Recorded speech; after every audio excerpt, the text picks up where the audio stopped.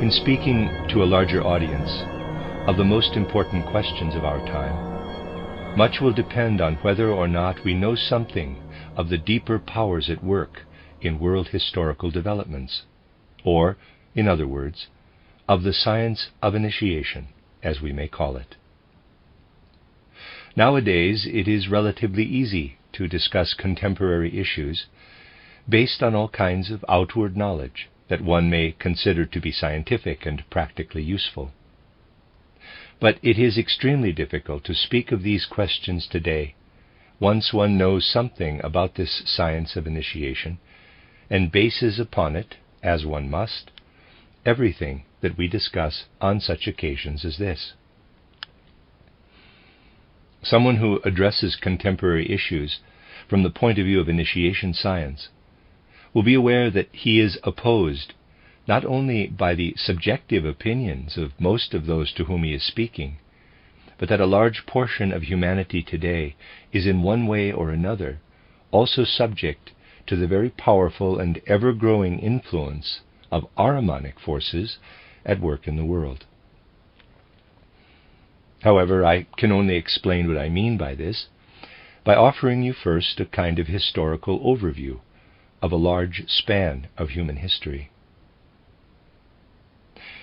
From diverse reflections we have engaged in together here, and from various published lecture cycles, you will know that the middle of the 15th century marks the beginning of our current era as modern human beings.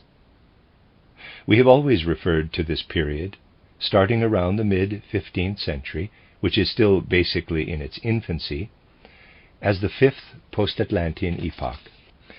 It succeeded the previous era, which we reckon from the middle of the 8th century BC up to the middle of the 15th century. Looking still further back, we come to the Egyptian Chaldean epoch.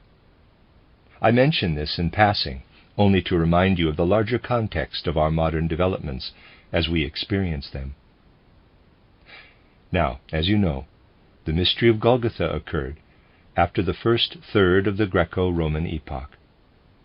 We have described from many different perspectives what occurred through this mystery of Golgotha, and what significance it had for all human evolution, and in fact for the whole evolution of the earth.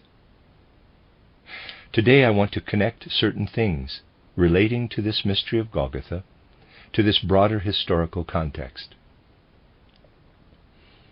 To do so, let us look back to much more ancient times, let us say to around the beginning of the 3rd millennium BC. As you know, outward historical records have very little to say about this early evolution of the human race on Earth. External documents point us to the Orient, to Asia. And from various anthroposophic reflections, you will know that the further back we look in humanity's evolution, the more different we find the human psyche, and that, in a sense, we find an ancient primordial wisdom underlying all human evolution at that time. You know that traditional wisdom was preserved within small secret circles until the 19th century, and then, albeit with little correspondence to the primordial wisdom of ancient traditions, until our own day. People today who become acquainted with one or another aspect of this ancient primordial wisdom of humanity are astonished at the depths of reality to which it points. At the same time, you will have seen from our reflections over the years that these widespread teachings of ancient times contrast radically with the outlooks of the ancient Hebrew peoples, the Jewish people, which are quite different in character. In a sense, therefore, it is valid to say that the former widespread primordial teachings are a heathen element contrasting with Hebrew and Jewish teachings. As you know from extant historical records and documents, the Christian element subsequently emerged from this Jewish tradition. From these historical facts, you can see something that I wish to consider today, that in the course of human evolution, it became necessary to oppose an ancient heathen element and its primordial wisdom with the Jewish element, from which Christianity, at least partly, later developed. In other words, this ancient heathen wisdom was not granted sole influence over humanity's further evolution. And this will lead us to ask why it was that this ancient primordial heathen wisdom, which in many respects can elicit our wonder, had to acquire a new shape, had to be transformed through Judaism and Christianity. This is a question we need to ask, but for initiation wisdom, it can be answered only by a very, very important fact, an occurrence in the Far East at the beginning of the 3rd millennium BC. Looking back to these times in inward vision, the seer discovers there, too, the human incarnation of a supersensible being, like the incarnation of a supersensible being occurring through the mystery of Golgotha, when Christ entered the human being, Jesus of Nazareth. The incarnation that occurred at the beginning of the 3rd millennium BC is extremely hard to perceive, even with the spiritual scientific vision made possible by initiation science. It endowed humankind with something extraordinarily luminous, extraordinarily incisive, basically that ancient primordial wisdom which I referred to. From an initially outward perspective, one can say that this influx of wisdom, deeply penetrating reality, was cold, intellectual, little colored by a content of feeling or sensibility. But that is an external appraisal. We can only inwardly judge the nature of this wisdom if we look back to the incarnation that occurred in the Far East, in Asia, at the start of the 3rd millennium BC. Here, we discover by clairvoyant vision that the power of Lucifer did truly incarnate into humanity, and that this incarnation, accomplished in a certain way, gave rise to a primordial wisdom that spread amongst human culture in the 3rd post-Atlantean epoch. What this Asiatic and Luciferic cultural impulse spread amongst humanity worked on into the ancient Greek era, a Luciferic wisdom that was certainly of benefit to humankind at that phase of evolution, and was in some ways illustrious. It manifests in a range of nuances, depending on the different peoples and races amongst whom it spread, clearly discernible throughout Asia and still apparent in Egyptian and Babylonian culture, but, as I said, also underlying the foundations of Greek culture. Everything that human beings could think, compose, and will at the time was in a sense determined by this Luciferic impetus in human culture. It would, of course, be extremely narrow-minded to say that since this was an incarnation of Lucifer, we should want nothing to do with it. Such Philistinism would lead us to flee all kinds of things of great beauty and grandeur that emerged in humanity from this Lucifer stream. As stated, the ideal of Greek beauty also arose from this developmental stream. At the time the mystery of Golgotha unfolded, all Gnostic thinking and knowledge then existing was a penetrating wisdom that profoundly illumined the world and drew on the impulse of Luciferic powers. We cannot therefore say that this Gnostic thinking was misguided. To say it was imbued with Luciferic impulses is merely to characterize it. Now, 2 millennia and a good deal more after this incarnation of Lucifer came the mystery of Golgotha. And we can say that the thinking, feeling, and sensibilities of those amongst whom the impulse of the mystery of Golgotha spread were still fully endowed with the quality of this Luciferic impulse. But now, a very different quality of impulse arose, that of Christ, and entered the evolutionary stream of civilization. We have spoken of its significance within humanity. Today I will just say in passing that the Christ impulse was absorbed by sensibilities of the kind I described. We can put it like this. The Christ impulse shone its light into the best of Lucifer's endowments to humanity. In the early Christian centuries, the Christ impulse was absorbed. The Christ was understood by virtue of what humankind had received from Lucifer. We have to be open-minded about these things. Otherwise, we will never properly understand the distinctive way in which the Christ impulse was absorbed in these early centuries. As the Luciferic impulse increasingly faded from human sensibility, people grew ever less capable of fully absorbing the true nature of the Christ impulse. You need only consider the increasing materialism that prevailed as the modern era advanced. But if you ask what became most materialistic of all, you have to acknowledge that it was modern Christian theology.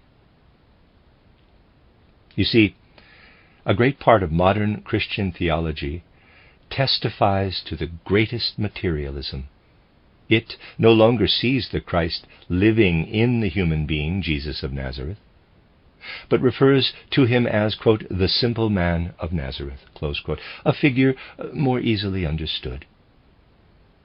The more people accepted the human being, Jesus of Nazareth, as an ordinary mortal, albeit one amongst the ranks of other renowned historical individuals, the more this pleased a certain materialistic school of modern theology, which wishes to have very little indeed to do with the supersensible nature of the Golgotha event. The Luciferic influx into human sensibility gradually faded in the human soul, making way increasingly for what we call the Ahrimanic impulse, which will grow ever stronger in the near and also the further future.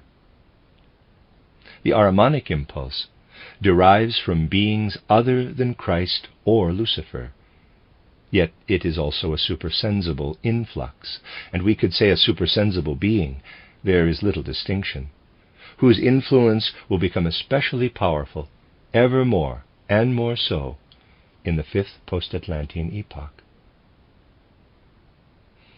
If we consider the turbulence of recent years, we will find that it has been caused in particular by Ahrimanic powers.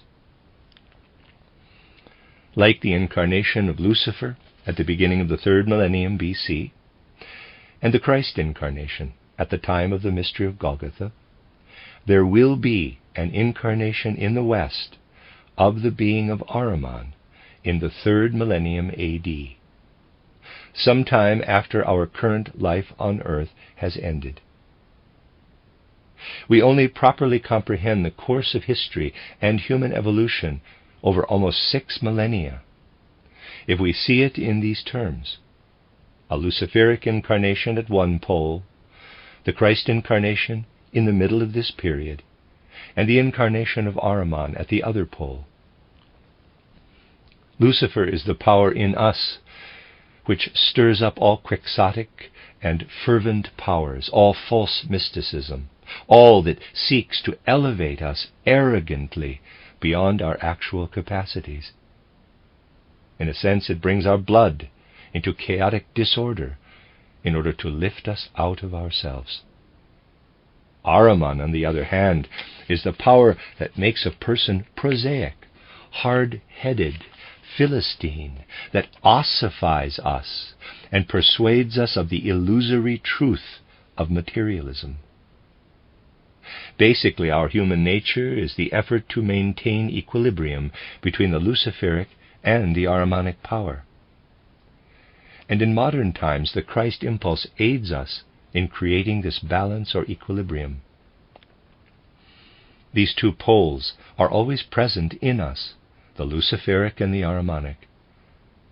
But in historical terms, we find that the Luciferic impulse predominated in certain streams of cultural evolution in the pre-Christian period and through into the early Christian centuries, whereas Ahriman has been active since the mid-15th century and is growing ever stronger until eventually an actual incarnation of Ahriman will occur within Western humanity. Now, it is intrinsic to such things that they are long prepared beforehand.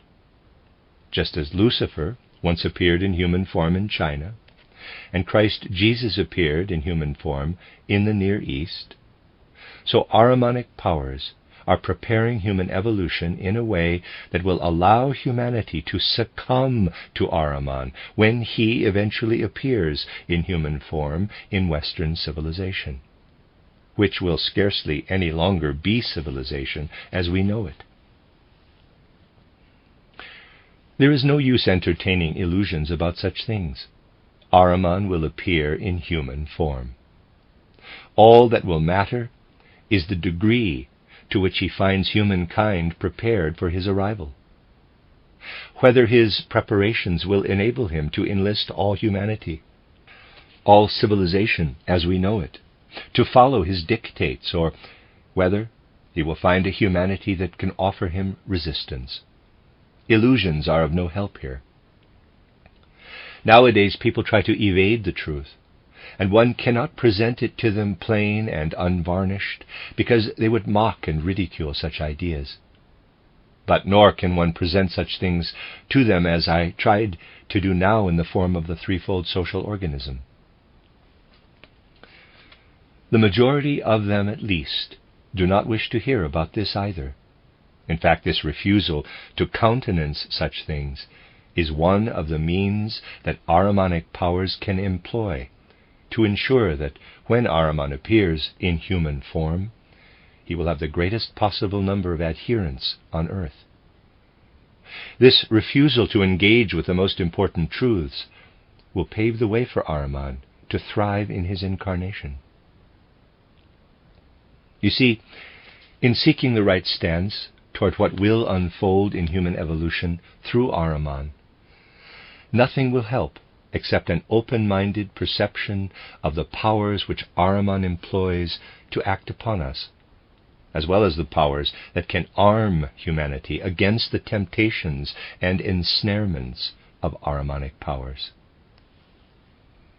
Today, therefore, let us cast a look, at least, from various perspectives, on the kinds of things that would consolidate people's adherence to Ahriman, and which now especially the Ahrimanic powers are sending down from supersensible worlds, sending also through human sensibilities, in order to secure as great a following as possible. One such means is to obstruct people's understanding of the importance for the human being of certain prevalent types of thinking. You know that there was a huge difference between the way a person felt in relation to the whole cosmos in, say, Egyptian times, and still in Greek times, and how he felt at the beginning of the modern era, after the medieval period had ended. If you imagine an ancient Egyptian fully versed in these things, he would have known that he is not only bodily constituted of substances found here on earth, manifest in the animal, plant, and mineral kingdoms, but that his being was informed by an influx of powers that he saw above in the stars. He felt himself to be part of the whole cosmos. He felt the whole cosmos to be not only animate, but also ensouled and spiritualized. And in his awareness there lived something of the spiritual entelechy of the cosmos, the soul nature of the cosmos, the life of the cosmos. All this was lost in the course of modern human history. Today the human being gazes up from his earth to the starry world, where he sees planets, stars, suns, comets, and so forth. But what means does he use to observe everything he sees up there in the cosmos, all that gazes down upon him? He uses mathematics. and at most also mechanical laws. Everything that encompasses the earth is now void of spirit, soul, and even life for him. The cosmos is now seen really as a great mechanical construct that can only be understood with the aid of mathematical and mechanical laws. Employing these laws, we understand it wonderfully well. This is not to say that a spiritual scientist will not fully value the achievements of Galileo, Kepler, and others. But what enters human comprehension and human awareness through the teachings of these great figures reveals the universe to be nothing but a vast mechanism. What this means for our view of reality can be seen only by someone able to trace the full scope of human nature. Astronomers and astrophysicists posit the universe as a mechanism that can be comprehended and calculated through mathematical formula, and a worldview such as this is one people can certainly credit from the moment they wake up in the morning to when they fall asleep again at night. But in the unconscious depths, people do not reach with their waking consciousness, but which belong to their existence nevertheless, and in which they live during sleep, a quite different sense of things, a different comprehension of the universe flows into the human soul. A knowledge then lives within us that we are not consciously aware of, but that lives below in the depths of our soul and configures it. A knowledge of the spirit, of the life of the soul, of the life of the cosmos. And while people are unaware in their waking consciousness of what occurs in them, in community with the spirit, soul, and life of the universe, from the time they fall asleep to the moment they wake up, these things nevertheless live in the soul. Much of the split in modern human beings is caused by the disharmony between the soul's experience of the universe during sleep and its avowed view of the universe in waking awareness.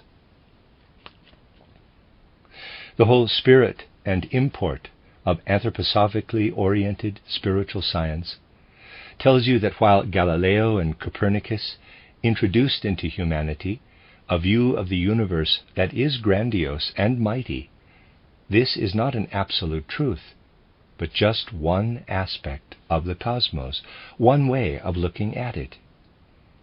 It is arrogant of modern humankind to say that the Ptolemaic system is childish, that people thought like this when humanity was still in its infancy.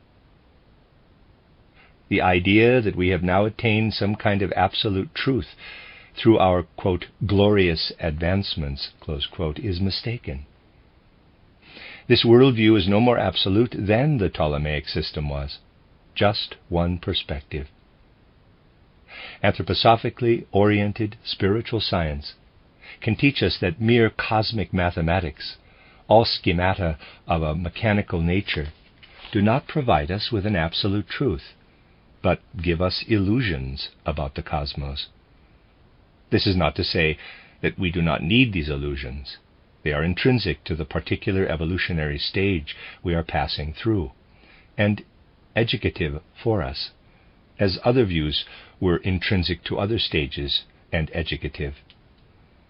We have to appropriate them, but we must also know that they are illusory. And they become even more illusory when we carry them on into our everyday surroundings in atomistic teachings about matter, finding a kind of small-scale astronomy in molecular theory, in the nature of the Earth's substances. A true perspective on modern science, wherever it posits such things, will recognize that this is all founded on illusion. Ahriman, hoping that his incarnation will be as fruitful as possible for him, is most keenly interested in human beings perfecting this illusory science, which more or less accounts for all science today, but without them realizing that it is illusory. Ahriman has the very greatest interest in teaching people mathematics, but without them seeing that mathematical and mechanical views of the cosmos are mere illusion. He has the very greatest interest in teaching humanity chemistry, physics, biology, and so forth, which figure in our culture as greatly admired disciplines, but to make us believe, too, that they embody absolute truths rather than partial aspects. Photographs, if you like, from only one viewpoint. If you photograph a tree from one side only, it will give you a true, yet only a partial image. A fuller picture will emerge if you photograph it from 4 sides. Ahriman has the profoundest interest in concealing from humanity the fact that modern intellectual and rationalist science, with its credo of empiricism, is a great illusion. He would secure supreme, triumphant success if he could succeed in perpetuating into the 3rd millennium these scientific superstitions so prevalent everywhere today, which even dictate the terms of social science.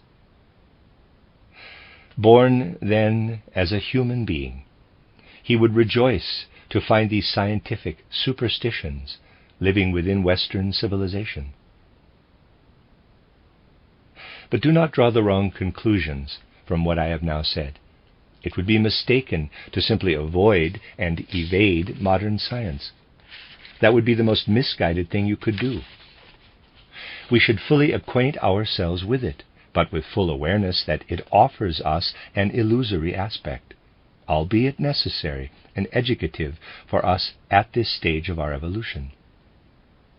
We do not defend ourselves against Ahriman by avoiding modern science, but rather by acquainting ourselves with its true form and nature.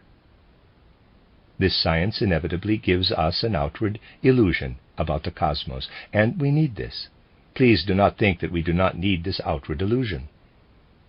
But from a quite different angle and perspective, through spiritual research, we must fill it with true reality, advancing from its illusory character to the real truth. Numerous lecture cycles I have given emphasize what I am saying again today. I have always tried to engage fully with modern science, yet, at the same time, to lift it higher into the realm where we can perceive the extent to which it holds true. To wish away modern science is rather like wishing away a rainbow just because it is an illusion of light and color. To understand it fully, you will first have to comprehend its illusory character, and the same is true of all the ideas and concepts of the world which modern science offers. It offers only illusions, and we must see through them. By the very fact of penetrating these illusions, we educate ourselves to comprehend the world's reality. Keeping humankind locked in its scientific superstitions is one of the means employed by Ahriman to make his incarnation as effective as possible. The other means, a second means, is to encourage everything that divides people today, sunders them into small cliques and groupings at odds with one another. In the political arena, we can see this clearly today in all the parties and factions. If we study this phenomenon with an open mind, we can see that these parties feuding with each other cannot be explained by mere differences in human nature. You can't explain the Great War by referring to human disharmonies between different types of person, or differences of nation and race. Here it is very clear that non-sensory powers, Ahrimanic powers, have been exerting their influence. And these Ahrimanic powers are at work wherever disharmonies between groups of people arise. Let us take a very characteristic example to show what most of these things are based upon. Our modern proletariat now looks to Karl Marx. It is worth studying how the teachings of Karl Marx spread amongst the modern proletariat, and how they gave rise to a never-ending flood of Marxist literature. This literature fully embraces the scientific mode. Everything is rigorously supported with proof and evidence. So rigorously, in fact, that many one would have thought immune to Marxism have in fact succumbed to it. The fate of Marxism was to spread, first of all, through the proletariat, while academic institutions disputed and rejected it. Now there are a number of academics who can no longer resist the logic of Marxism, who acknowledge it and can no longer escape it, because Marxist literature, as has gradually become apparent, offers subtly congruent conclusions. With a modern scientific outlook and mode of thinking, the propositions of Marxism can be very nicely proven.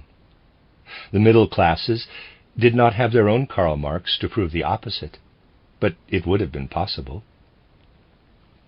You see, just as one can prove the ideological character of law and ethics, etc., and the theory of added value, and axioms of materialistic history from a Marxist perspective, so one could equally well prove exactly the opposite about all such things. It would be perfectly possible for a bourgeois Marx to prove exactly the opposite in the same rigorous way, without any distortion or underhand aims. Such evidence would certainly stand up. And this is because modern human thinking, the modern intellect, lies in a stratum of our being that prevents it reaching down to access realities. This is why one can prove one thing and then its opposite equally well, both with an equally rigorous procedure. Today it is possible with equally valid logic to prove the truth of spiritualism on the one hand and materialism on the other.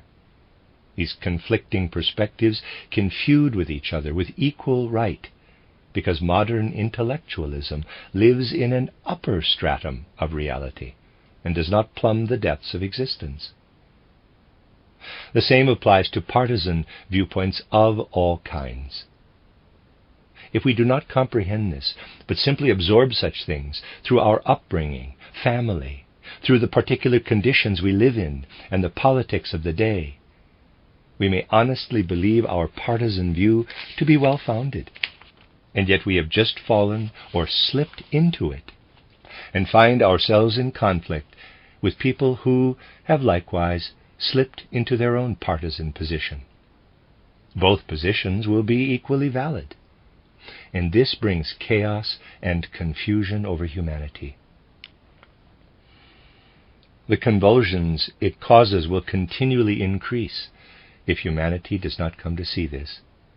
And this confusion is something that Ahrimanic powers employ, again, to prepare their triumphant incarnation, driving humankind ever more strongly into something it finds so difficult to comprehend. That one thing and its very opposite can be equally proven with the same well-founded intellectual or scientific reasoning. We have to recognize that anything can be proven, and it is in this light that we should see the proofs hammered out in modern academic discourse. Only in a science, in the strict meaning of the word, the strict study of phenomena, can realities become apparent. But in no other field should one allow merely intellectual proofs to hold sway. Human knowledge and perception must be sought at a deeper level, as in the practice of anthroposophically oriented spiritual science, than in the stratum of our being where evidence and proof originates.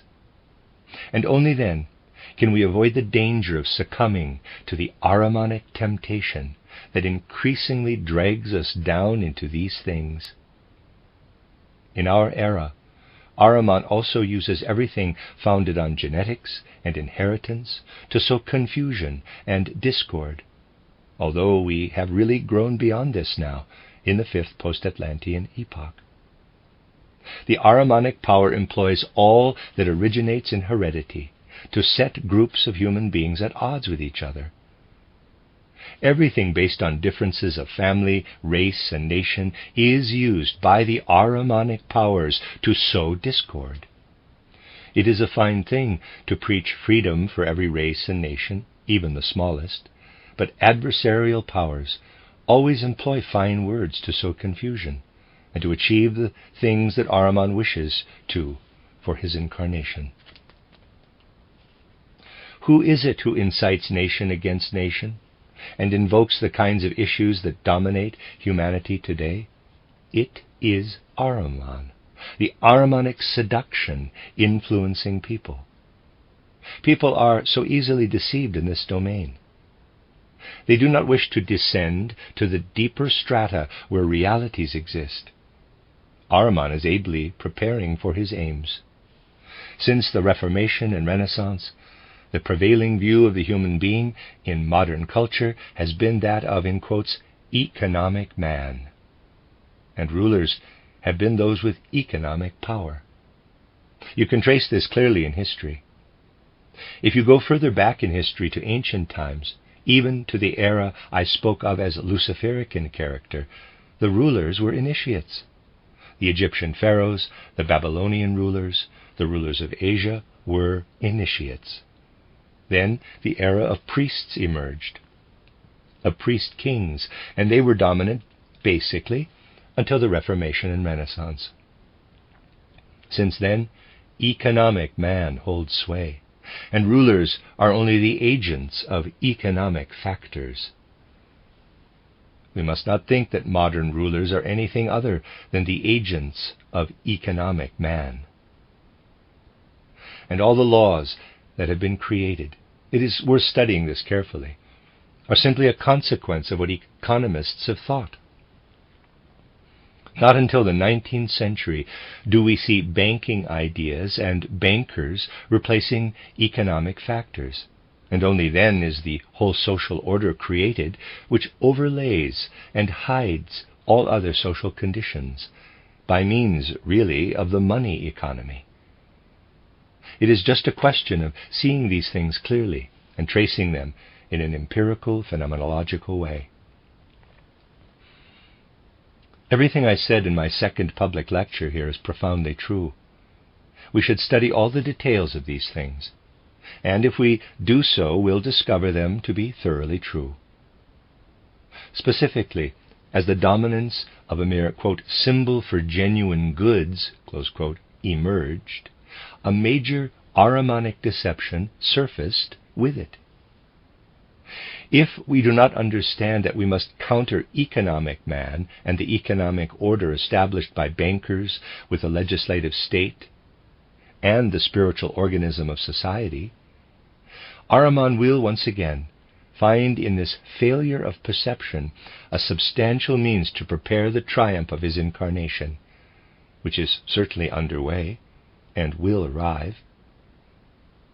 These are the kinds of means Ahriman can use, drawing on a certain type of person.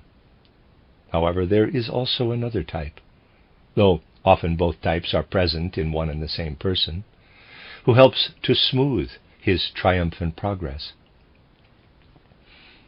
You see, complete errors in real life are not actually as harmful as half and quarter truths. Things completely mistaken soon become apparent, while half and quarter truths seduce people. They live with them, and these partial truths worm their way into life and have the most devastating effects. There are people who do not recognize that the worldview of Galileo and Copernicus are partial truths, do not perceive their illusory nature, or find it too arduous to engage with them at all. We have shown already how misguided this is. But there are also people today, a great many of them, who acknowledge a certain half-truth, a very important one, and refuse to recognize that it is only true within certain limits. Just as it is partial and one-sided to acknowledge the world only as Galileo and Copernicus describe it, or, more generally, in terms of academic disciplines of a materialistic kind, so it is likewise one-sided to acknowledge the world only as it is presented in the Gospels, and to refuse any other approach to truth and reality. The Gospels were, of course, given to those who lived in the first centuries of Christianity. To believe, today, that the Gospels can give us the whole of Christianity is a half-truth, and therefore one that continually befuddles people, offering Ahriman the best means to achieve the goal, the triumphant conquest of his incarnation. There are a great many people nowadays who believe they are speaking in Christian humility when they say that they have no need of spiritual science. In fact, this is terrible arrogance. The simplicity and plain speaking of the Gospels, they say, leads them to the eternal truths humankind needs. It is usually actually real arrogance that comes to expression in such seeming humility, and this proves very useful to Ahriman in the way I have suggested. Please do not forget what I said at the start of today's reflections, that at the time when the Gospels were written, people's thinking, feeling, and vision, their whole way of seeing things, was imbued with a Luciferic quality. They were able to grasp the Gospels in terms of a kind of Luciferic gnosis. But nowadays, we can no longer grasp the Gospels in this ancient way. To hammer on about the Gospels as they have been handed down to us will no longer give us a real comprehension of Christ. A true view of Christ is in fact nowhere less forthcoming than in the diverse religious confessions. For us to come to a real understanding of Christ today, the Gospels need to be deepened through spiritual science. Here, it is interesting to study the separate Gospels carefully and fathom their true content. But just to take the Gospels at face value, as many people are nowadays taught to do, is not a path toward Christ, but a path away from Him. This is why the confessions are drifting ever further away from Christ. What view of Christ is found by someone who takes the Gospels at face value without deepening them through spiritual science? If he does really study the Gospels, he will ultimately arrive at a form of Christ, but one that falls far short of the reality, to which only spiritual science can lead us. The Gospels as they are lead to a correct view of Christ in a sense, yet this is only a kind of hallucination, a picture or vision if you like, albeit a real inner one, but no more than a picture. We do not find Christ's reality by this means. And this is precisely the reason why modern theology has become so materialistic. Those who study the Gospels merely as theology arrive at the view that what can be gained from them is more or less the same as the conclusion they draw from Paul's Damascene experience. Wishing to establish Christianity, yet in fact undermining it, they state that Paul was sick, mentally ill, and this was why he had his vision at Damascus. The Gospels alone only enable us to form an hallucination, a vision. Through them we can gain an inwardly true picture, but not the reality of Christ. To reach the real Christ, we have to fathom everything that we can today gain from spirit knowledge of the world. This is why those who reject any kind of true spiritual knowledge and perception, and in their sectarian confessions hammer on the truth of the Gospels alone, are already forming the beginnings of a flock for Ahriman, when he appears in human form within modern civilization. They reject all spiritual exertions that lead to detailed and tangible perception, and their circles will therefore produce hosts of adherents to Ahriman's cause. These things are developing and are at work amongst modern humanity. Someone who speaks to humankind today, whether of social questions or other matters, with knowledge of initiation science, is speaking in this context and addressing this situation. He knows where the adversarial powers are at work, that they dwell above all in the supersensible realm, and that human beings, poor souls, are succumbing to them, are being led astray.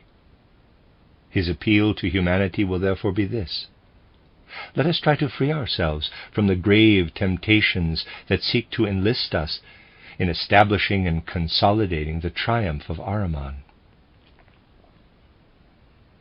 There are many who feel something along these lines, but there is not yet enough courage to fully engage, as anthroposophic spiritual science must, with Christ and the historical impulses of Lucifer and Ahriman in the thorough way that is needed. People sense the need for this, but they hold back from going far enough. Where today can we find recognition of the need to penetrate worldly, materialistic science and its Ahrimanic character with the Christ impulse? And on the other hand, to illumine the Gospels through spiritual scientific insights. How many people are really working to do both the one and the other through true spiritual scientific endeavors? Yet humanity will only gain the right stance toward Ahriman's earthly incarnation by comprehending these things. At the same time, finding the courage, will, and energy to shine the Spirit into worldly science and to illumine the Gospels with this same Spirit. Otherwise, only half-truths will emerge. Think, for instance, of an enlightened figure such as Cardinal Neumann, who had clear vision of modern religious developments. When he was invested as cardinal in Rome, he openly stated in his address that to survive into the future, Christian Catholic teachings would need a new revelation. But we do not need a new revelation, for the age of revelations in the old sense has passed. Instead, we need a new science that is illumined by the Spirit. But people need the courage to engage with this new science. Think, for instance, of a literary series such as titled Lux Mundi, around the end of the 1880s, the beginning of the 1890s. Certain members of the English High Church, renowned theologians that belonged to it, sought to build bridges between worldly disciplines and religious dogma. But this amounted only to a tentative, tenuous effort rather than a keen grasp of worldly science, a real illumining of it by the Spirit, an open-minded study of the Gospels.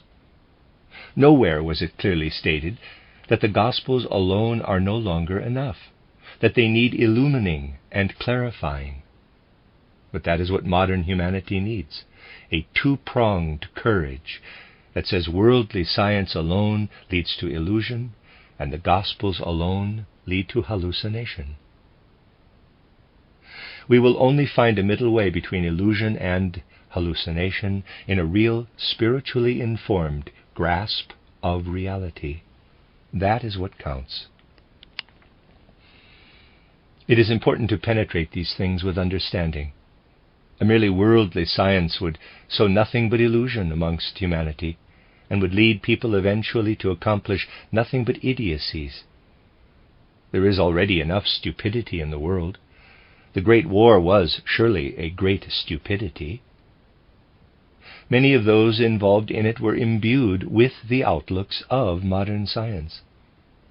And if you look at the curious symptoms that appear when, for instance, some sect or other places unique emphasis on one of the four Gospels alone, you will more easily understand what I have said today about the Gospels.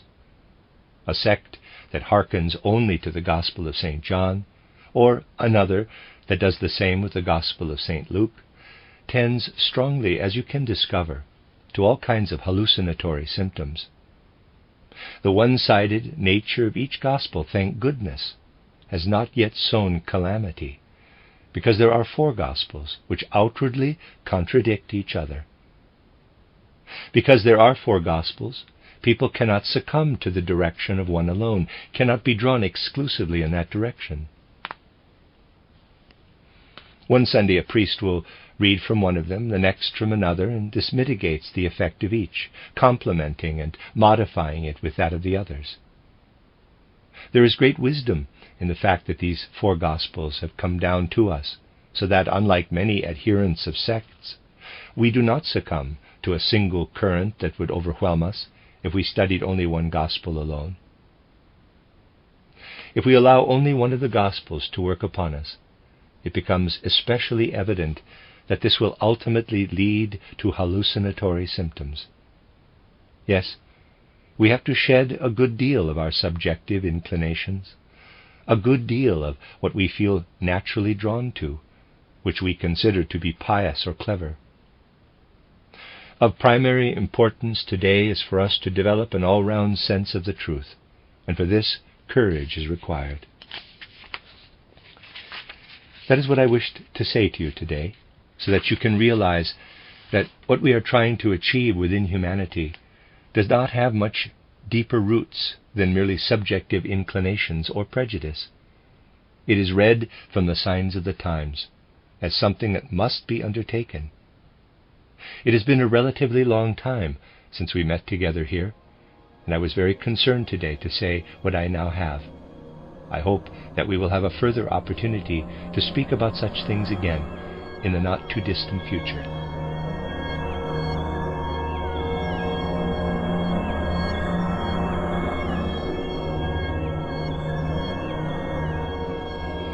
Humanity's current stage of evolution bears a particular character, and of course we can say that every age marks the beginning of an evolutionary phase, but then we must characterize its nature. The character of this new phase into which we are now entering is one which, into the far future of the earth, will inevitably bring humanity an experience of decline and descent in the physical world, a reversal, a retrograde development. We have already passed the time when humanity advanced by virtue of ever more refined physical powers. In forthcoming times, humanity will still advance, but only through a spiritual evolution that raises itself above the processes of the physical plane. Physical processes will no longer bring satisfaction to those who wish only to give themselves up to them. In the context of our spiritual science, we have long since indicated, as described in the lecture cycle on the Apocalypse, that humanity is heading toward a, quote, war of all against all, close quote. And from now onward, this is something that should be taken very, very seriously. It should not remain a merely theoretical truth for people, but must come to expression in their actions and whole conduct. The very fact that, to put it trivially, people will gain little pleasure from their evolution on the physical plane in future will increasingly lead them to see that further evolution must instead emerge from spiritual powers. We will only be able to gain full understanding of these things if we consider a broad span of humanity's evolution and apply the lessons we learn from this to what humankind will increasingly encounter in future. Then we can see what aims are at work in humanity, coming to expression in rhythmically recurring war and devastation, of which the present catastrophe is only a beginning. It would be very short-sighted to think that this catastrophic war will lead in some way to lasting peace enjoyed by humanity on the physical plane. This will not be so. What has to come on earth is spiritual development. And we can see its spirit, its direction and meaning, if we survey a relatively long span of time preceding the mystery of Golgotha, then consider something of the meaning of the mystery of Golgotha itself, and subsequently try to spiritually trace the further effects of the mystery of Golgotha in humanity's future evolution. We have considered the mystery of Golgotha from the most varied angles, and today I would like to add another perspective by describing something of the character of human civilization preceding the mystery of Golgotha, going back, say, to the 3rd millennium before Christ, and tracing a quality that lasted into the Christian era, and which, as you know, is referred to as heathen culture. Within this heathen culture, like an oasis, arose a very different Hebraic culture, that of the Jewish people. And from this, in turn, Christianity emerged. We can understand heathen culture if we are clear that it was one, basically, whose knowledge, vision, and actions drew on more comprehensive powers than earthly ones. We can say that the Hebraic Judaic culture is what really first inoculated humankind with the moral element, which had no distinct existence in heathen culture. Instead, though, this ancient heathen culture was such that the human being felt himself to be embedded in the whole cosmos. This is something of which we should take particular note. The human being, as a participant in ancient heathen culture on earth, felt himself to be part of the whole cosmos. He felt how the powers at work in the course of the stars continued on into his own actions, or more accurately, continued in the powers at work in his own actions. The study of astrology, as it later developed and as it survived into our own times, is only a pale reflection, and really a very misleading one, of this ancient wisdom that was drawn down from the course of the stars, and which, at the same time, dictated human actions. We only properly understand these ancient cultures if, from the perspective of spiritual science, we shed a little light on the outward course of human evolution in the 4th and 5th centuries BC. In speaking of the 2nd and 1st post-Atlantean eras, and picturing human life on earth then, during the 5th, 6th, and 7th millennia BC, we must avoid thinking of it in terms that too closely resemble our own existence today. In these ancient times, people on earth possessed a kind of instinctive soul life that in some respects was closer to the soul life of animals than to our inner experience today. But it would be a very narrow way of seeing things to say merely that people were more animal-like in those times. The human beings on earth in those early times were certainly more animal-like in their state of soul. But these animal bodies of humankind were used by spirit-soul beings, and therefore felt themselves to be very much part of supersensible and above all cosmic worlds. If we look back far enough to around the 5th millennium BC, human beings did not feel themselves so much to be inhabiting their animal bodies, but experienced the latter more as instruments. If we wish to characterize these humans more precisely, we must say that when they were awake, they did wander around with an instinctive soul life like animals, but into this instinctive soul life shone something like dreams from their sleeping state, something like waking dreams.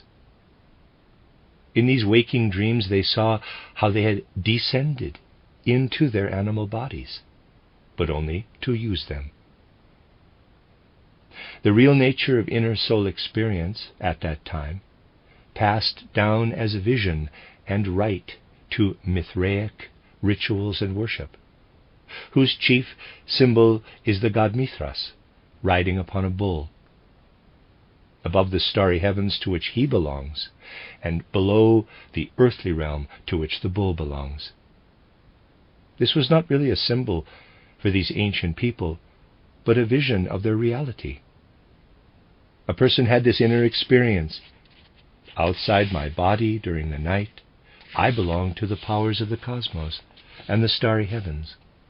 On awakening in the morning, I employ the animal instincts in an animal body. Then, a kind of twilight shrouded humanity's evolution. The life of humankind became somewhat duller and more obtuse as the cosmic dreams receded and instinctual life gained the upper hand. The earlier soul state of human beings was preserved within the mysteries, principally those of Asia. But humanity in general, insofar as it did not participate in mystery wisdom, lived in a more or less dull twilight condition during the fourth and beginning of the third millennium. We can say that at this period, the fourth and beginning of the third millennium BC, a diffuse and twilight soul life existed across Asia and the known world of the time, an instinctive life of soul. But the mysteries existed, and their rites and ceremonies actively enabled the worlds of spirit to flow into human life, thus continuing to illumine human beings by these means.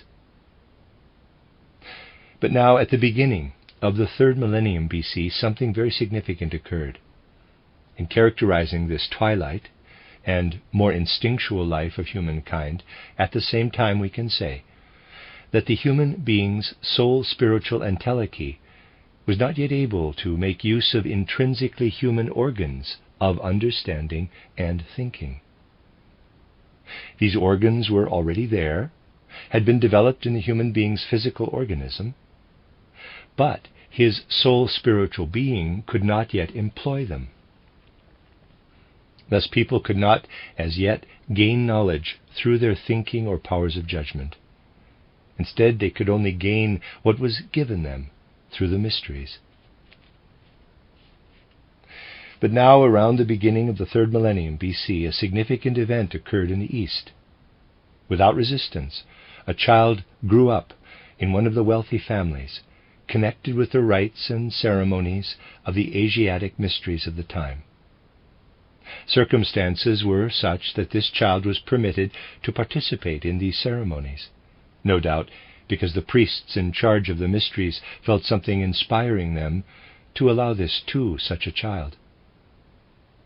When the person living in this child had grown to be about 40, something remarkable occurred, and it has to be said that the mystery priests, in a sense, had a prophetic vision that this would happen.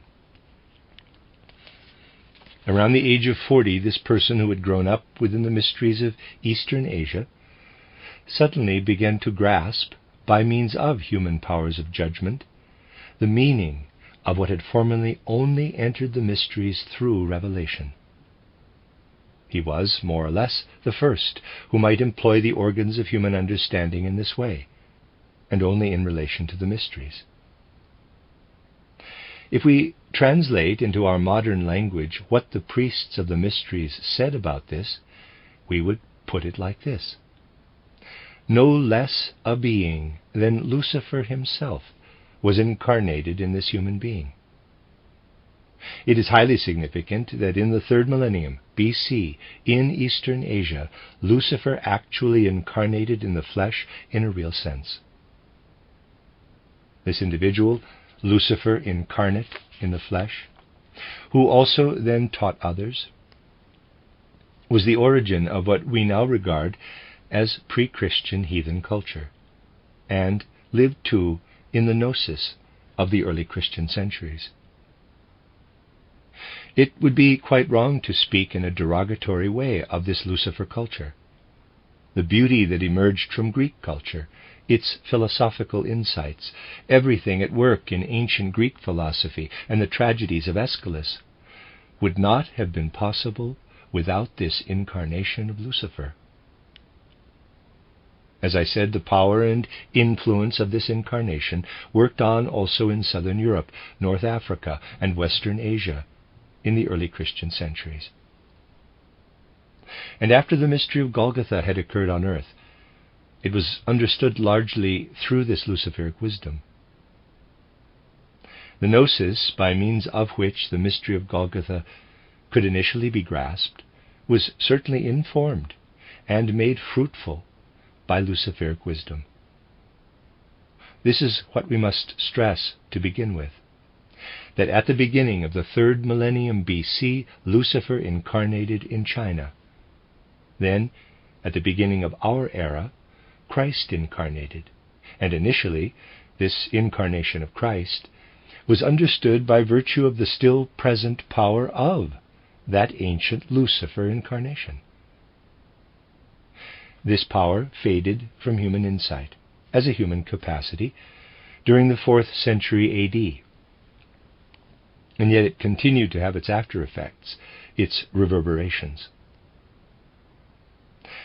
And now, in a not too distant future, these two incarnations, that of Lucifer in ancient times, and the incarnation of Christ, which gives earth evolution its intrinsic meaning, will be joined by a third.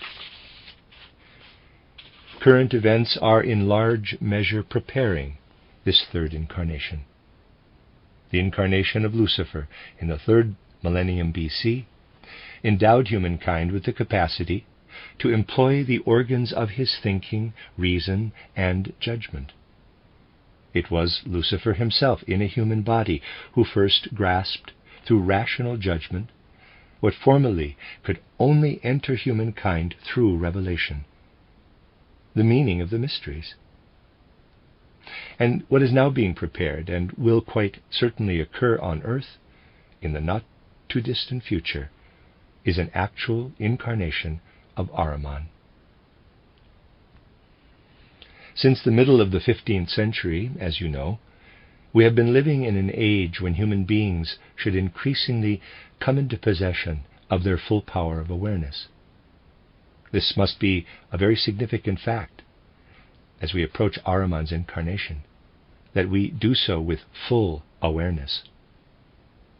The incarnation of Lucifer was prophetically perceived only by the mystery priests, and the Christ incarnation, through the event at Golgotha, was something that remained very largely unconscious to human beings.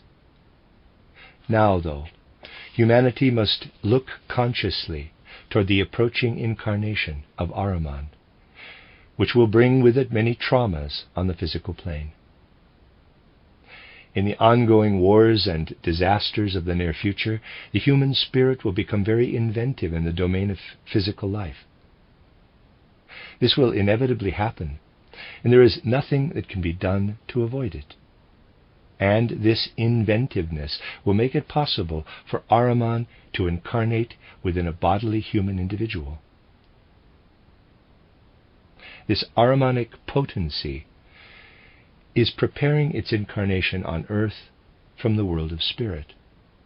It seeks to prepare this coming incarnation, thus of Ahriman in human form, in a way that will, as far as possible, enable him to tempt and seduce human beings on earth. As civilization develops in the forthcoming period, our task will be to live with full awareness of the approaching Ahriman incarnation. Then this incarnation of Ahriman can serve humanity through our cultivation of a higher spiritual evolution, so that we become aware, specifically through Ahriman, of what we can attain, or rather not attain, through merely physical existence. We must live consciously toward this approaching Ahriman incarnation, becoming more conscious in all areas of life, increasingly perceiving what currents in life are drawn toward this incarnation. Through spiritual science, people must learn to interpret life so that they perceive and learn to master the currents drawn into the vortex of Ahriman's incarnation.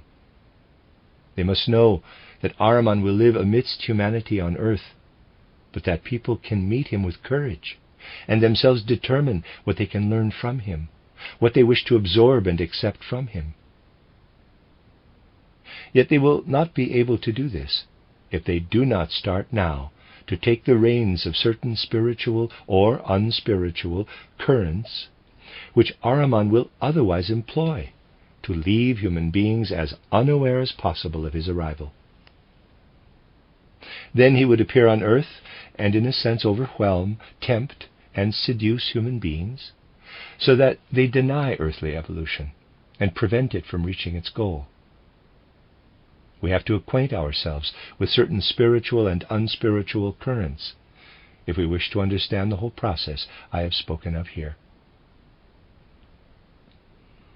It is apparent, isn't it, that today increasing numbers of people wish to know nothing about a science of the spirit, about spiritual perception. The old powers of religion, it is clear, no longer act as inner impulse for a great many people. Whether they still attend church or not is no longer of any account to many, for the old powers, once active in religion, are now devoid of inner meaning for them. But neither do they resolve to encompass the new spiritual life that can flow into our culture. They resist this, reject it, regard it as foolishness, as something they find uncomfortable. They do not engage with it, but actually, of course, the human being living on earth is a unity, and we cannot sunder our spirit from our physical body. Between birth and death they act as one. And if we do not inwardly take up spirit, the spirit is still there, nevertheless. Since the last third of the 19th century, the spiritual element flows everywhere around us, streams into earthly evolution. And one can say that the spirit is there, but that people just do not wish to absorb it. Even if they do not wish to accept the spirit, it is there nevertheless. It is there. And what happens to this spirit? As paradoxical as it may sound, for much that is true, very true, appears paradoxical to people today. The spirit unconsciously flows into the people who reject or dismiss it. People eat and drink. Perhaps those who reject the spirit eat and drink with the greatest gusto. And the spirit flows into the processes of eating and digestion. That is the secret of the path into materialism that began to gather strength around 1840, or rather started to be prepared then. Those who do not absorb spirit through their soul do still absorb it through eating and drinking. They eat and drink the spirit. They are soul and spirit eaters. And in this way the spirit, flowing into earth evolution, passes into the Luciferic element, is conveyed, communicated to Lucifer. By this means the Luciferic power grows ever stronger, and can then help the Ahrimanic power in preparing its incarnation. Human beings must become aware of this. Those at least who are willing to acknowledge that in future people will either absorb spirit knowledge or instead unconsciously consume the spirit and thereby pass it to the Luciferic powers. This stream of spirit and soul consumption is especially supportive to Ahriman, because he can increasingly lull people asleep in consequence. When he incarnates, he will then appear amongst human beings in a way that overwhelms them and prevents them consciously encountering him. But besides this, Ahriman can directly prepare his incarnation, and is doing so. People today have a life of the spirit, a life of the mind, but a purely intellectual one that does not refer or relate to the world of spirit. This merely intellectual life is spreading amongst humankind increasingly. It first took root in academic life and science, but is now also leading to all kinds of social aberrations in society. What is the nature of this intellectual life? It has so little to do with the real interests of human beings. Let me ask you this: how many professors or teachers are there today in centers of learning, schools and universities, who show no real inner enthusiasm for their subject, but pursue it simply as a career? The soul's immediate interest does not connect with the study or work undertaken in these places. This even affects children's learning. Just think how much people learn and absorb at various stages of life without having any real interest or enthusiasm in this learning. How superficial and external intellectual life becomes for many who dedicate themselves to it. Think how many people are hard at work producing all sorts of intellectual content that is then preserved in archives and libraries, but has no spiritual life. All this intellectual life of the mind, infused with no glowing warmth of soul, devoid of human enthusiasm, directly supports the incarnation of Ahriman and its intrinsic meaning. This lulls people asleep in the way I have described and can greatly benefit Ahriman. Alongside this, there are many other currents in spiritual or unspiritual life that Ahriman can employ if human beings do not themselves use them in the right way. In recent times it has been trumpeted abroad, and is still being proclaimed, that nation-states should be established, national realms. One hears a great deal about the, quote, self-determination of nations, close quote, and yet the time when kingdoms were founded based on blood and race is over now, has no more part to play in our evolution. When people appeal to distinctions of race and nation, which do not arise from the intellect or spirit, this cultivates disharmony amongst humankind. Such disharmony is something the Ahrimanic power can very especially use. National chauvinism, distorted patriotism, will provide the material for Ahriman to forge the conditions he seeks. As well as this, all kinds of party political views are aired today. These partisan views and opinions produce a kind of smokescreen that obscures the gaze for many who do not even wish to see things clearly. Nowadays it is possible to prove anything, even the most radical statements, with great ingenuity. One can prove the truth of Leninism with ingenious arguments, but the opposite can equally well be proven, as well as everything that lies between two such extreme positions. The value of any partisan political program, and its very reverse, can be proven most rigorously. Both will be right in terms of their arguments. The intellectual spirit that holds sway today is nowhere near adequate for demonstrating whether something has inner vitality and inner value for life.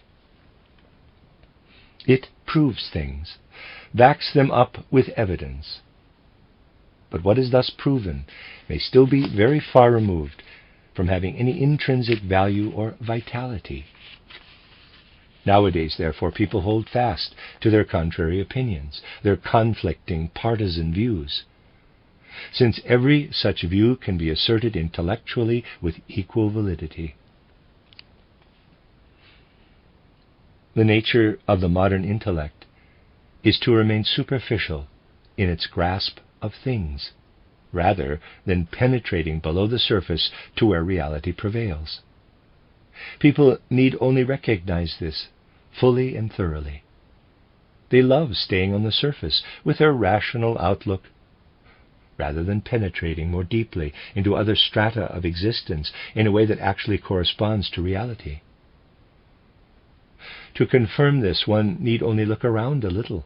Even the most superficial glance can show that what human beings love today so easily deceives them. They love numerical values in science, and also in their study of social conditions. Take a look at socialist literature. It is almost entirely composed of statistics, or in other words, numbers, and these are used to resolve and investigate the most important aspects of life. Using numbers, anything and everything can be proven, and people can be persuaded of anything. Actually, numbers used in this way are not a means to prove anything, but a way of deceiving people. One can be most deceived the moment one no longer looks through and beyond numbers to perceive qualities and realities. Here is one apt example. There has been much dispute about the nationality of the Macedonian people. A great deal in the politics of the Balkan Peninsula relied on the statistical evidence compiled about it. The numbers involved here are as relevant as the numbers used in other statistics. Whether one is studying wheat and rye statistics or the number of people of Greek, Serbian, and Bulgarian nationality who live in Macedonia, what statistics can prove is all much of a muchness. Numbers are quoted from the Greek, Serbian, and Bulgarian population, and fine conclusions can be drawn from these figures. Or, alternatively, one can look beyond them and see what is really going on. And this will reveal, for instance, that in any Macedonian family, the father may be said to be Greek, while one son is recorded as a Bulgarian and another as a Serbian. How this happens is something you can try to imagine. Such statistics are compiled and quoted in different ways to support different partisan views. And that is all that these statistics are good for. It is obvious that if a father is Greek, then both his sons will be too.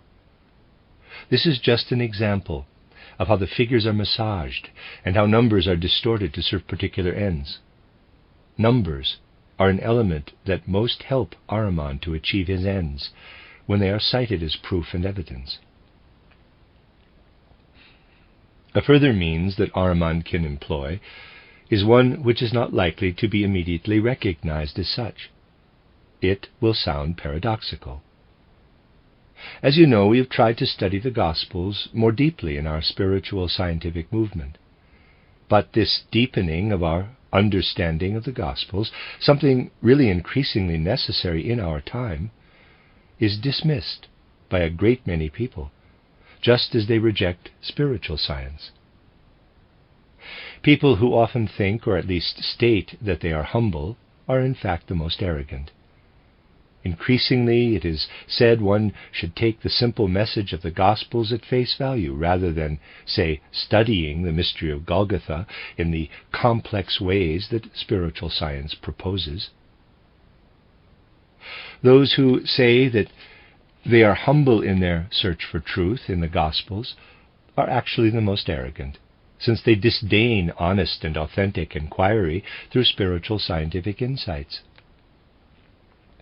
They are so proud that without actually exerting themselves, and simply through naive engagement with the Gospels, they believe they can grasp the highest knowledge of the world of spirit.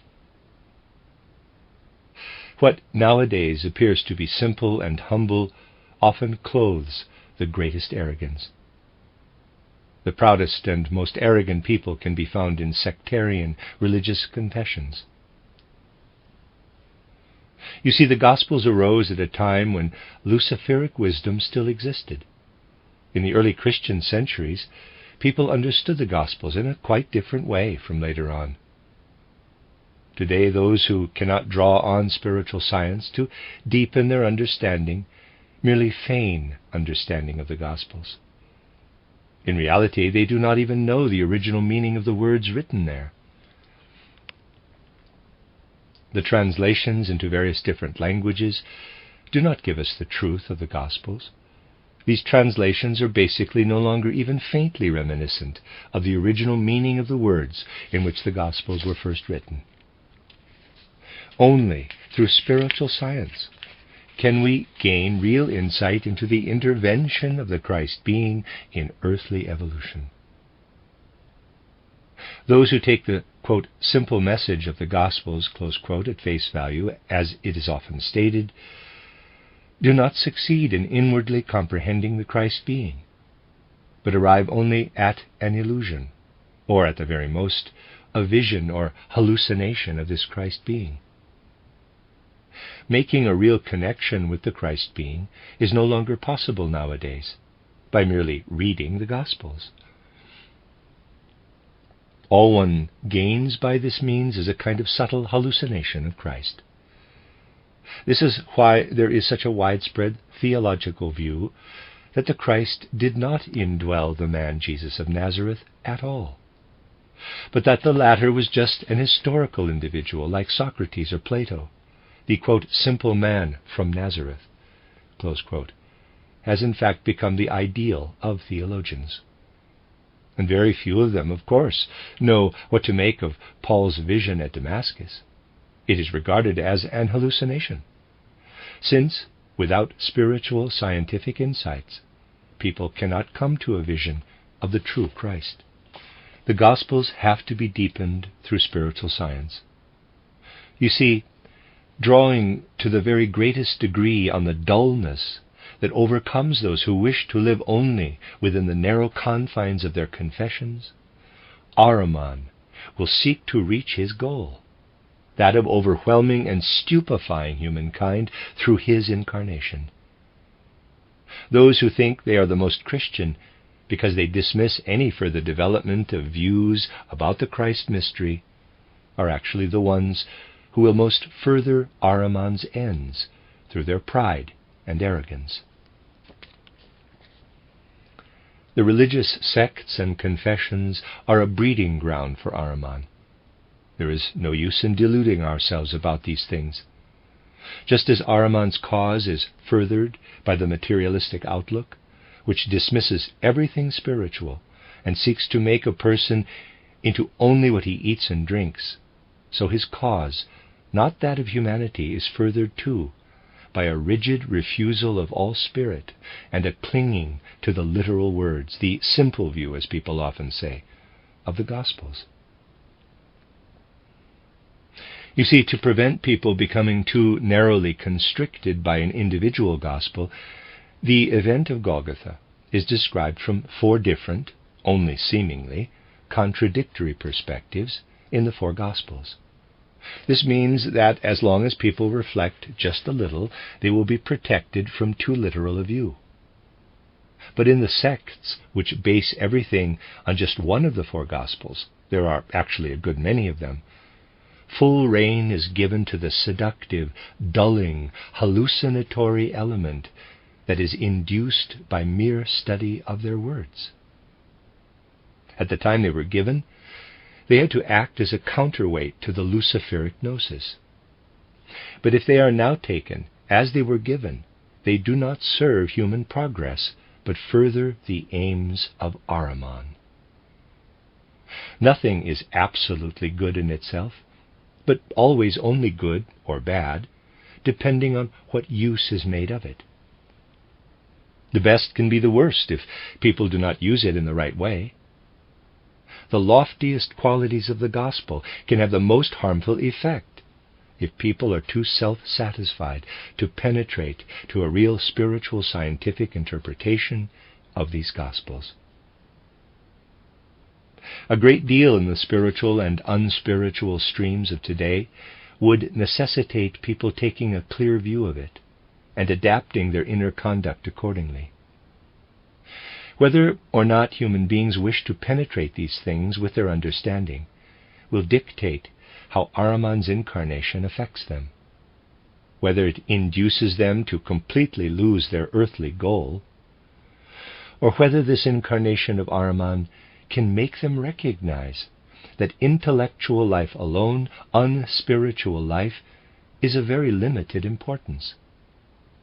If human beings take in hand in the right way what I described as streams leading inexorably toward Ahriman, then simply through the incarnation of Ahriman in earthly existence, they will recognize clearly what is Ahrimanic on the one hand, as well as its polar opposite, the Luciferic.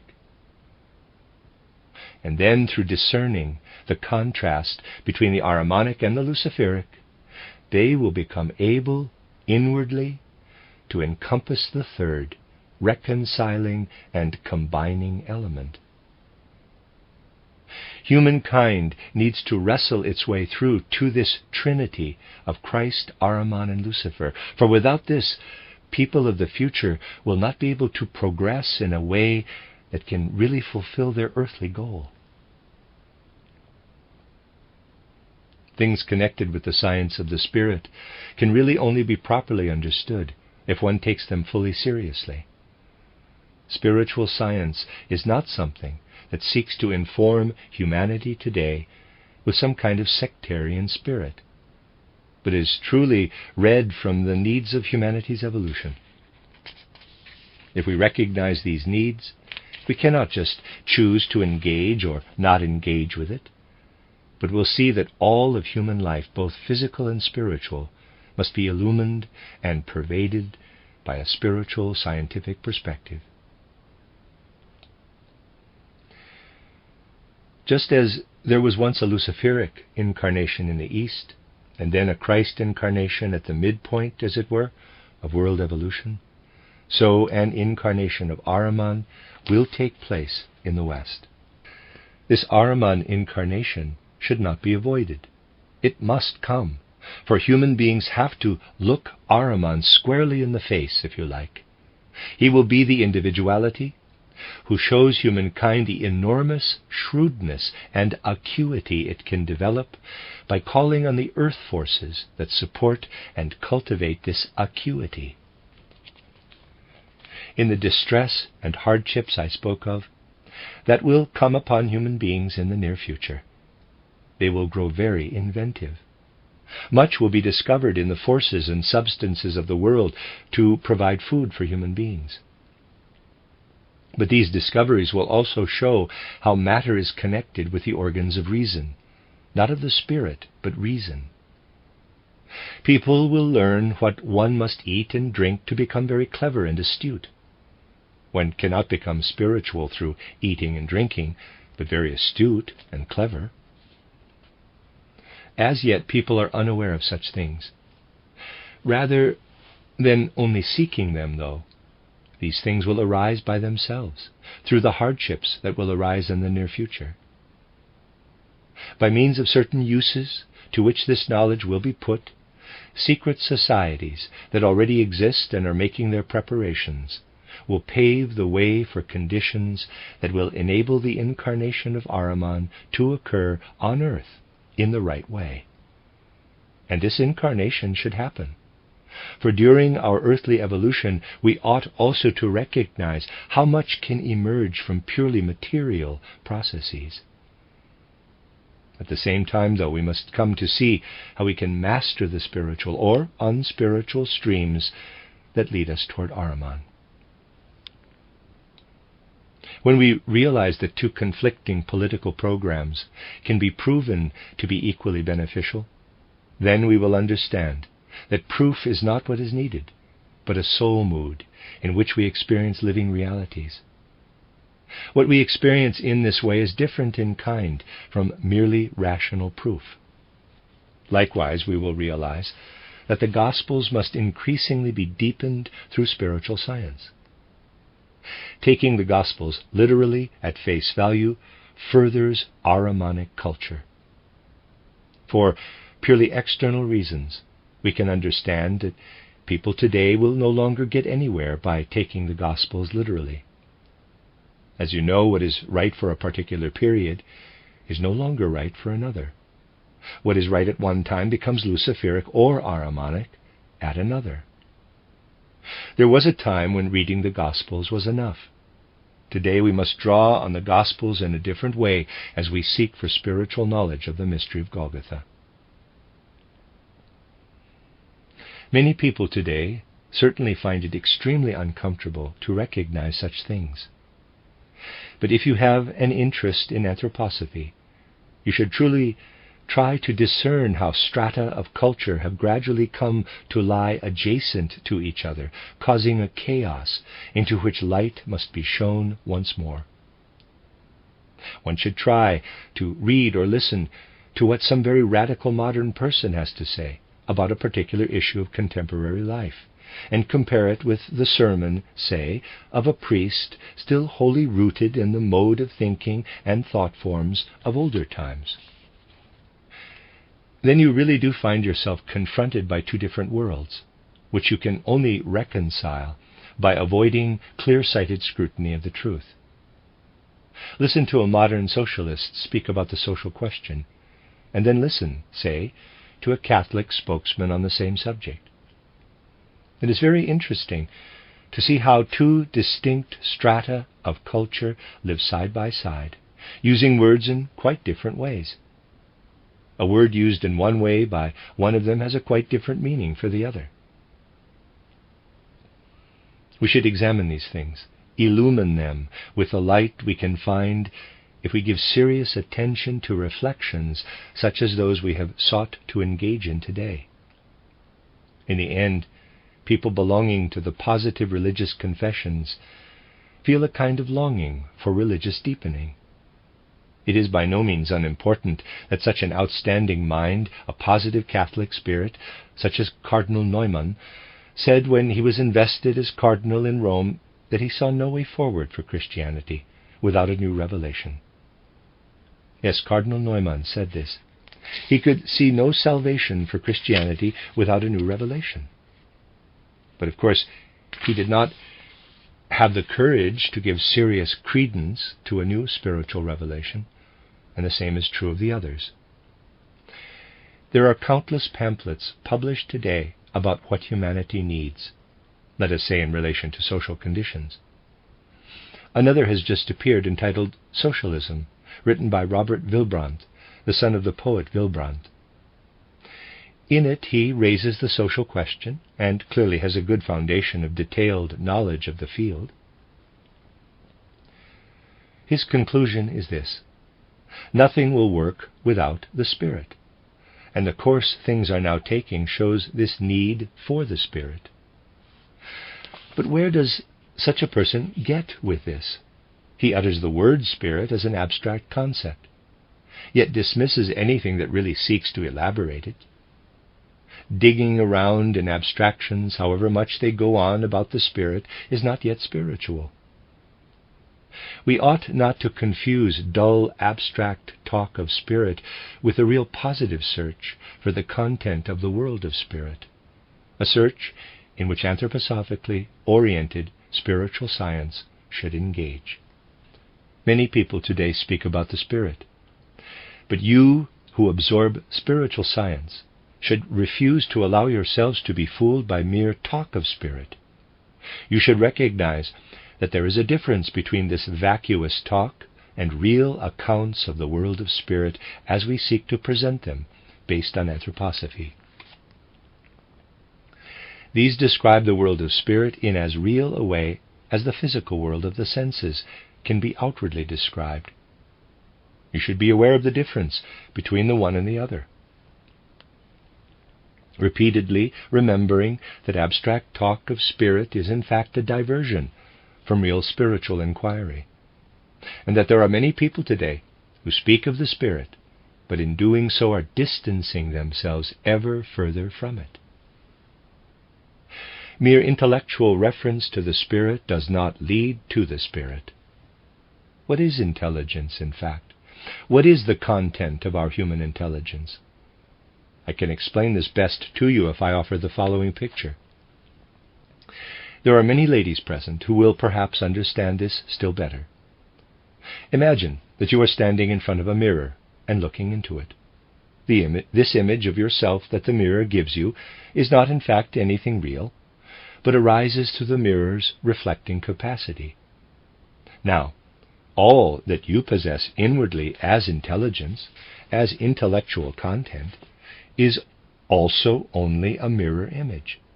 There is no reality in it. And just as the mirror image of you is only produced by the mirror, so what is reflected in you as intelligence is only called forth by the physical instrument of your body, by your brain. Just as you cannot touch or stroke yourself if you reach toward your mirror image, so neither can you grasp the Spirit if you turn only to the intellectual reflection, in which there is no Spirit. What the intelligence grasps, however acute it is, never contains the Spirit, but only the picture of it. You cannot experience the Spirit if you make do with mere intelligence. And the intelligence is so seductive because it offers a picture, a reflection of the Spirit, but not the Spirit itself. People think they do not need to make efforts to live their way into the Spirit because they believe they already possess it. though all they possess is a reflection.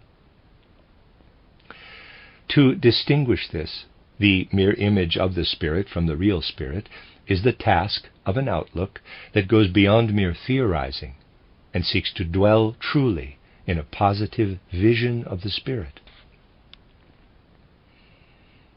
That is what I wish to say to you today, to reinforce the seriousness that should imbue our whole stance toward a life of the spirit grasped through anthroposophy. Our real onward evolution into the future will depend on how modern humanity regards this. If what I have described today is regarded as it is at present by most people, then Ahriman will be a terrible guest when he comes. But if people can find the will to take up into their awareness the things we have considered today, to govern and direct them so that humanity finds freedom in its stance toward the Ahrimanic power, then, when Ahriman appears, humankind will learn exactly what it needs to through him. We'll see that through the earth, though the earth must decline and decay, humanity by this very means can raise itself above earthly existence. After we reach a certain age in physical life, our physical body degenerates. And if we are sensible, we do not complain about this, knowing that our soul is working its way toward a life that does not run parallel with this decline. In humanity lives something that is not one with the decline of the physical earth, which has already begun, but which will become ever more spiritual as the earth enters its physical decadence. Let us say this quite openly. The earth is growing decadent, declining, as does human life in relation to its physical form. But by this very means, let us find the strength to integrate into our civilization the immortal part of all earthly evolution that must emerge from humanity and live on as the earth moves toward its demise.